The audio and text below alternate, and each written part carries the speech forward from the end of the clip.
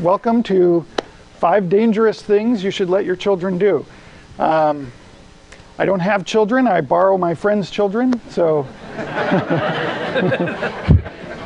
take all this advice with a grain of salt. I'm Gevera Tulleyho. I'm a contract computer scientist by trade, but I'm the founder of something called the Tinkering School. It's a summer program which aims to help kids learn how to build the things that they think of. So we build a lot of things, and I do put power tools into the hands of second graders. So if you're thinking about sending your kid to tinkering school, they do come back bruised, scraped, and bloody. So, you know, we live in a world that's subjected to ever more stringent child safety regulations. There doesn't seem to be any limit on how crazy child safety regulations can get. We put suffocation warnings on every piece of plastic film manufactured in the United States or for sale with an item in the United States. We put warnings on coffee cups to tell us that the contents may be hot. And we seem to think that any item sharper than a golf ball is too sharp for children under the age of 10. So where does this trend stop? When we round every corner and eliminate every sharp object, every pokey bit in the world, then the first time that kids come in contact with anything sharp or not made out of round plastic, they'll hurt themselves with it.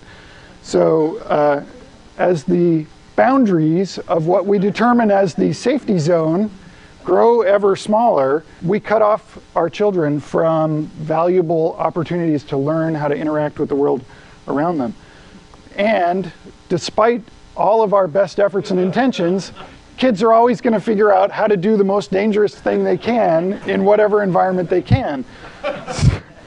So, despite the provocative title, this presentation is really about safety and about how some simple things that we can do to raise our kids to be creative, confident, and in control of the environment around them. And what I now present to you is an excerpt from a book in progress. The book is called 50 Dangerous Things. This is 5 dangerous things. Thing number 1, play with fire.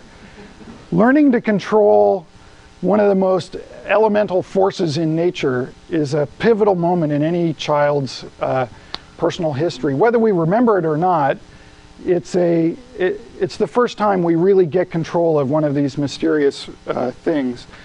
These mysteries are only revealed to those who get the opportunity to play with it. So playing with fire, this is like one of the great things we ever discovered, fire. From playing with it, they learn some basic principles about fire, about intake, about combustion, about exhaust. These are the 3 working elements of fire that you have to have a good controlled fire. And you can think of the open pit fire as a laboratory. You don't know what they're going to learn from playing with it. You know, let them fool around with it on their own terms, and trust me, they're going to learn things that you can't get out of playing with Dora the Explorer toys. Number 2, own a pocket knife. Pocket knives are kind of drifting out of our cultural consciousness, which I think is a terrible thing. Your first pocket knife is like the first universal tool that you're given.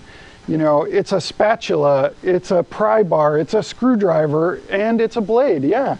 And it's a powerful and empowering tool. And in a lot of cultures, they give knives, like as soon as they're toddlers, they have knives. These are Inuit children cutting whale blubber.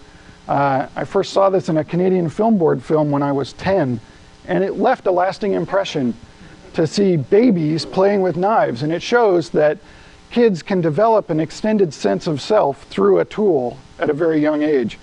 You lay down a couple of very simple rules. always cut away from your body. Keep the blade sharp. Never force it. And these are things kids can understand and practice with. And yeah, they're going to cut themselves. I have some terrible scars in my legs from where I stabbed myself. But, you know, they're young. They heal fast. So. Number 3, throw a spear.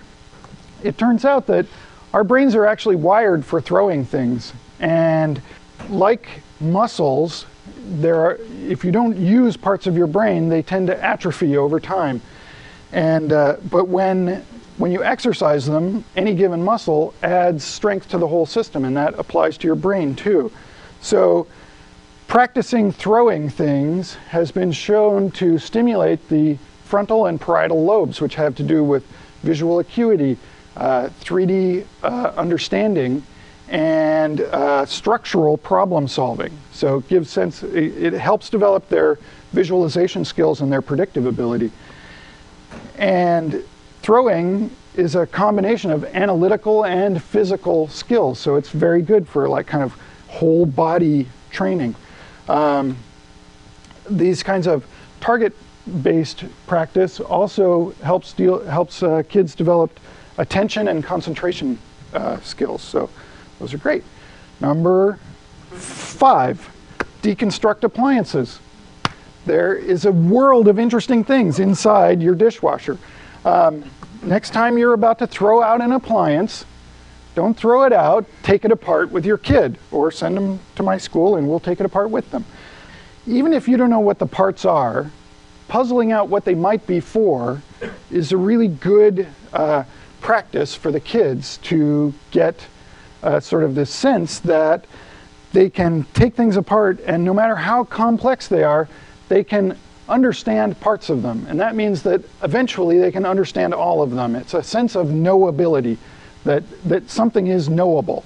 So these black boxes that we live with and take for granted are actually complex things made by other people, and you can understand them. Number 5, two-parter. Break the Digital Millennium Copyright Act. There are laws beyond safety regulations that attempt to limit how we can interact with the things that we own. In this case, digital media. It's a very simple exercise. Buy a song on iTunes, write it to a CD, then rip the CD to an MP3 and play it on your very same computer. You've just broken a law. Technically, the RIAA could come and persecute you. It's an important lesson for kids to understand that some of these laws get broken by accident and that laws have to be interpreted. And that's something we often talk about with the kids when we're fooling around with things and breaking them open and taking them apart and using them for other things. And also when we go out and drive a car. Driving a car is a really empowering act for a young child. So this is the alternate. For those of you who aren't comfortable actually breaking the law, you can drive a car with your child. This is a great stage for a kid. This happens about the same time that they get latched onto things like dinosaurs, these big things in the outside world that they're trying to get a grip on. A car is a similar object, and they can get in a car and drive it, and that's a really gives them a handle on the world in a way that it wouldn't that they don't often have access to. So, and it's perfectly legal. Find a big empty lot, make sure there's nothing in it, and it's on private property, and let them drive your car. It's very safe, actually, and it's fun for the whole family. So let's see, I think that's it. That's number 5.5. Okay.